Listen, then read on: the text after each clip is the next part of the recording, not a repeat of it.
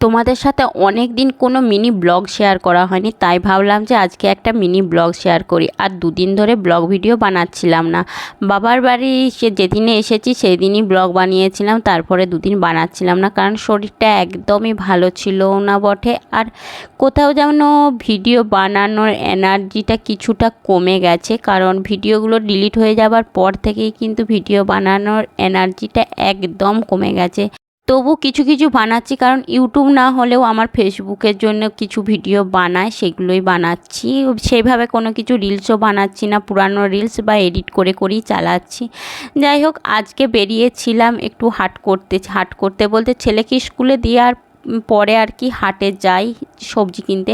আর আমি না গেলে আমার বাড়িতে সত্যি কথা বলতে কি কেউ যাবার নেই। শ্বশুরমশাই সারাদিন মাঠের কাজ নিয়ে এতটা পরিমাণ ব্যস্ত থাকে, তিনি হাট বাজার দোকান সময় মতন করতেও পারে না। আর তাছাড়া আমি না গেলে খেতেও পাবো না আর কি, সবজি আলু খেয়েই থাকতে হবে। তার জন্যেই বেশিরভাগ হাটটা আমিই যাই।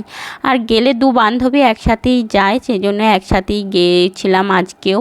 আর পিঙ্কি এদিকে সবজি নিচ্ছিল, আর আমার যা নেওয়ার টুকিটাকি নেওয়া হয়ে গেছে। বাড়িতে গিয়ে তোমাদের সাথে শেয়ার করব কি কি নিলাম।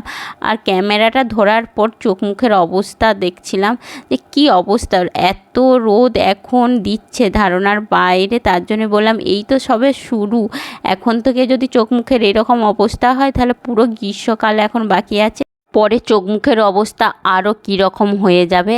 তারপরে হাট করে চলে এসেছিলাম বাড়িতে এসে দেখো সবজিগুলো ঢেলে নিয়েছি, এরপর একটু বাগিয়ে নেব। আর কি কি নিয়েছি দেখো, বেগুন নিয়েছি, করলা নিয়েছি, সজনে ডাঁটা, লঙ্কা, ঢ্যাঁড়স নিয়েছি, কারণ আমার ছেলে কিন্তু ঢ্যাঁড়সের তরকারি ভীষণই পছন্দ করে।